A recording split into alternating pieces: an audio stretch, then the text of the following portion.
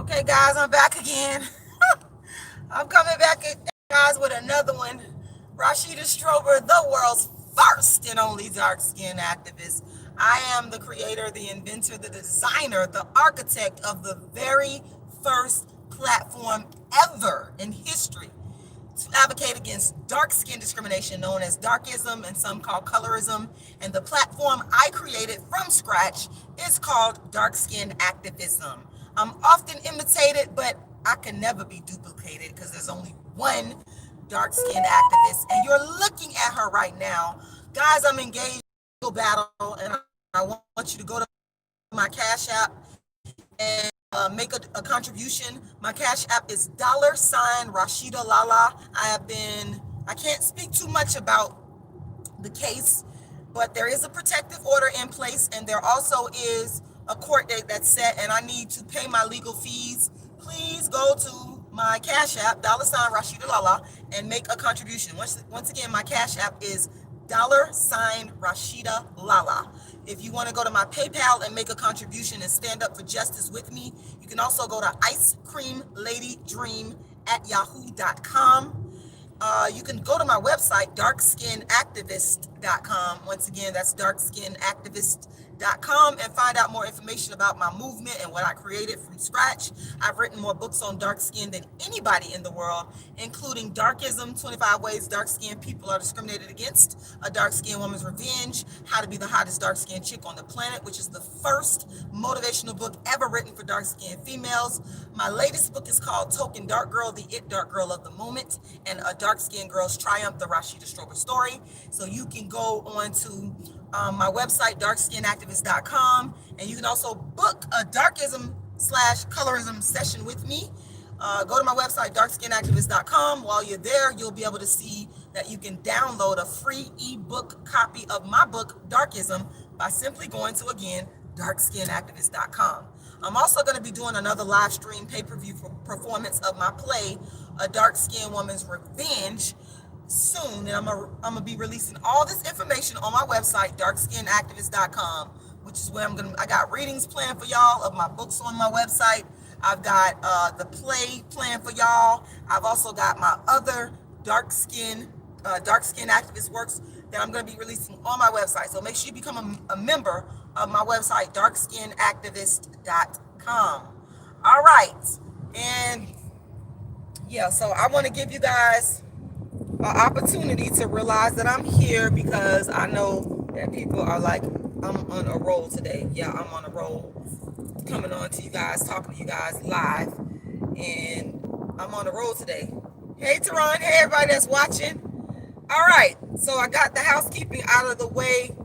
I really want y'all to go to my website and learn more about the dark-skinned activist who I am and what I've done and the lane that I created that was never done before me. And you'll understand why I'm so excited about talking about dark skin all the time. I'm always talking about dark skin because this is what I do. This is what God put on my heart. I've been the dark skin activist. In half a mile, keep right at the fork to stay on I-75 South. I've been the dark skin activist. I've been doing this well before there was social media ever invented. I've been doing this from a grassroots level, doing my darkism talks throughout the community for years before there was social media. The original dark skin activist. Also, I got keep right at the fork to stay on I-75 South. Yeah, I'm still driving. I also got a book that I wrote called Inventing Dark Skin Activism, the Rashida Strober Story. And if you want to get on that list, make sure you go to my website and become a member. Again, the website is darkskinactivist.com. Okay, so I want to talk about Tupac Shakur right now. All right. Let me just get straight to it. I think, and I wish I could screen share with y'all, but I'll just talk about it. I think Tupac Shakur has the most beautiful, handsome, just well-defined, shaped nose. I know y'all might think this is crazy, but then again, everybody said I was crazy for creating dark skin activism.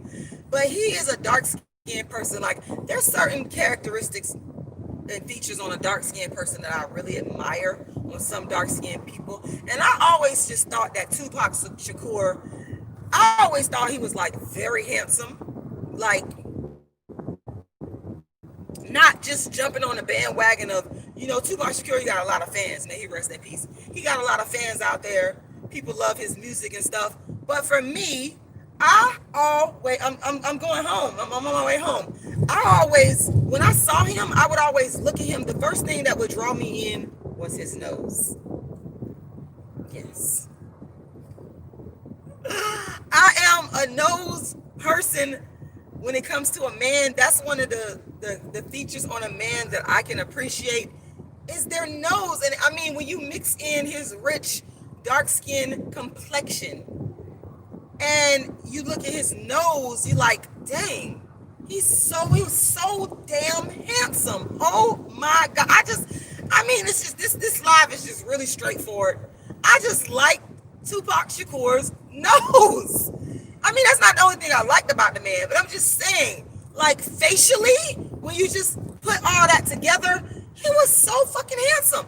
And like, let me tell y'all another person, another dark-skinned man. And it ain't just on dark-skinned men, like, it's light-skinned men too. Like, okay, well, my light-skinned boyfriend, y'all, he has the most perfect nose. Like, I just love his nose.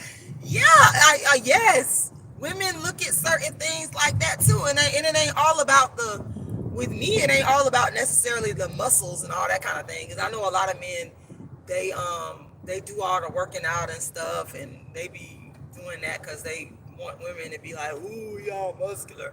I mean, that's great. No, don't get it twisted now. That's great. But I also I like the facial. You look at a man's face and like the nose.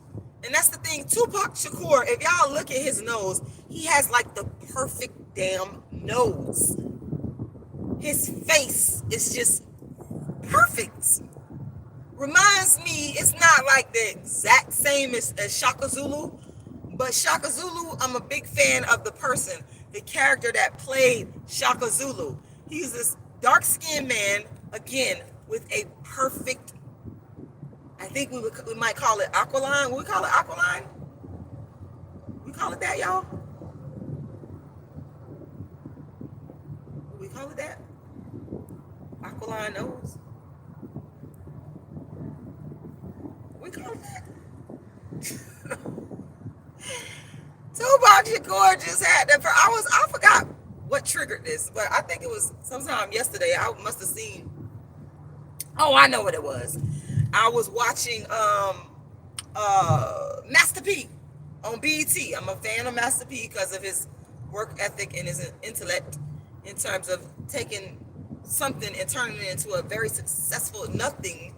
What seemed to be like nothing, it was actually, he had a lot, and turning it into a successful business. And BET did like this documentary special on him, and I think that he was talking about Tupac was one of his inspirations, and they showed a picture of Tupac, and there was that nose popped up, and I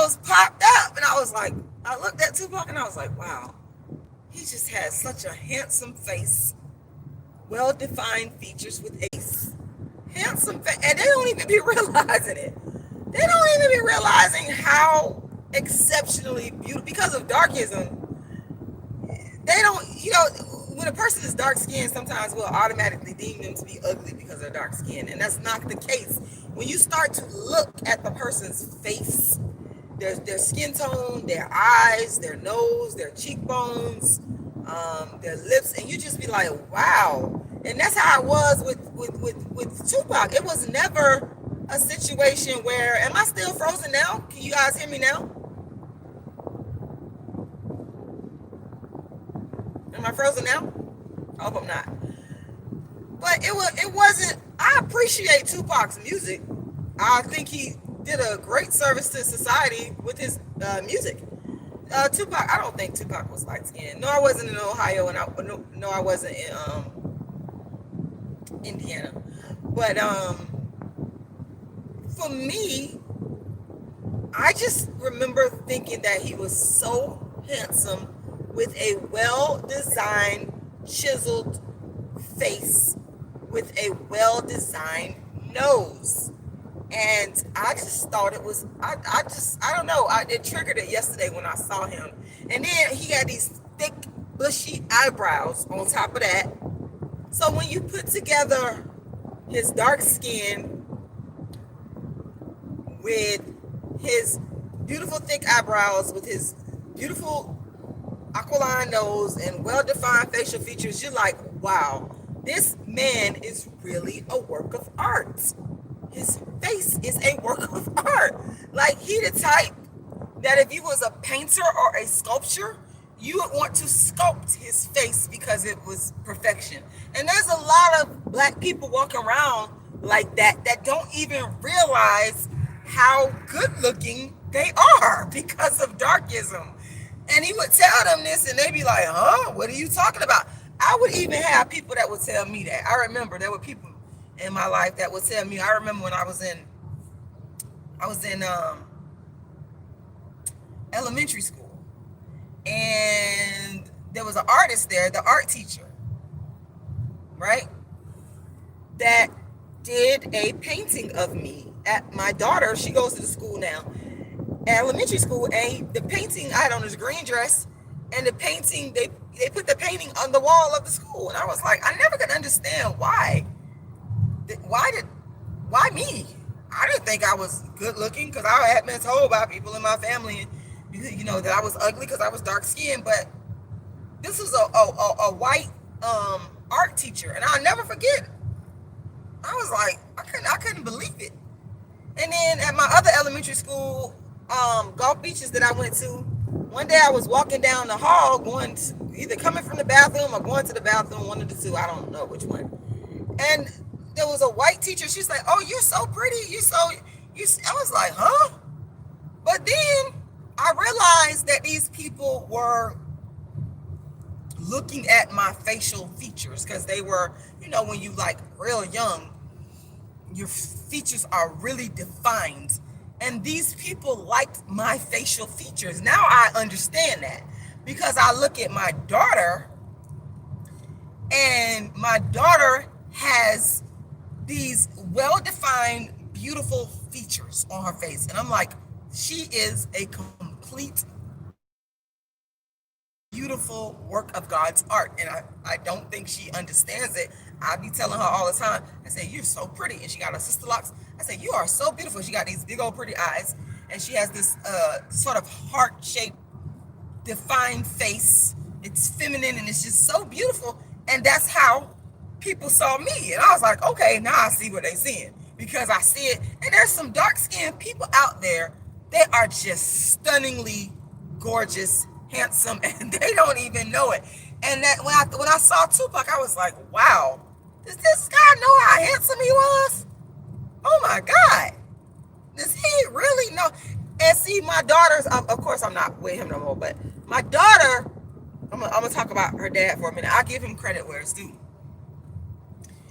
He has these well-defined, Shaka Zulu-ish, unique, just, when I say beautiful, you know, I'm talking about the male version, just extraordinary features.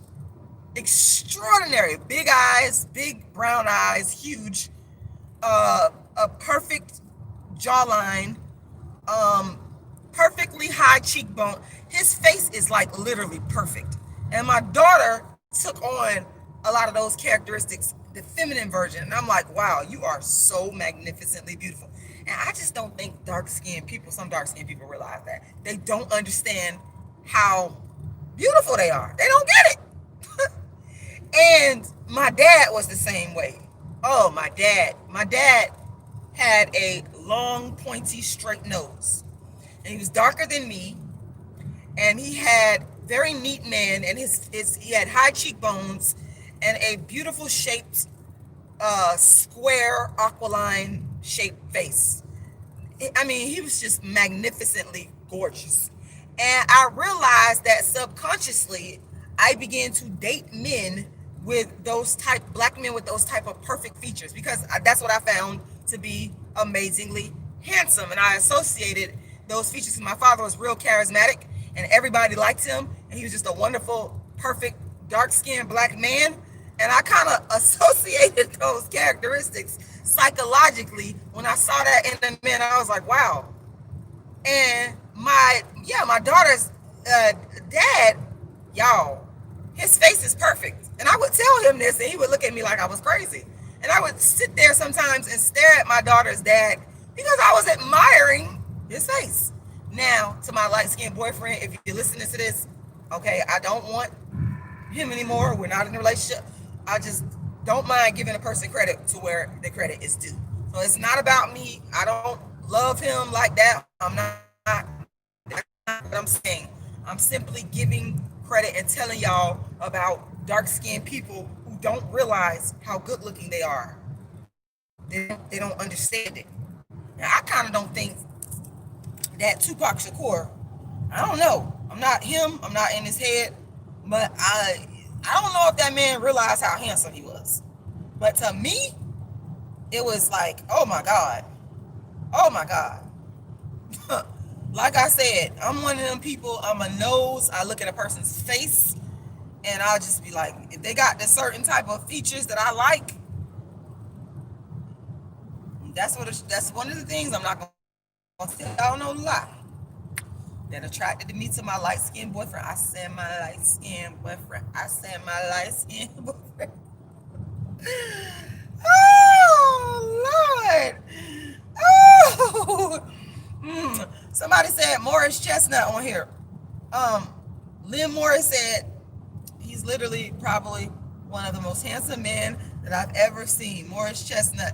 Yes, Morris Chestnut, he is handsome too. He is handsome too. But no, I was not with Uncle Sugar.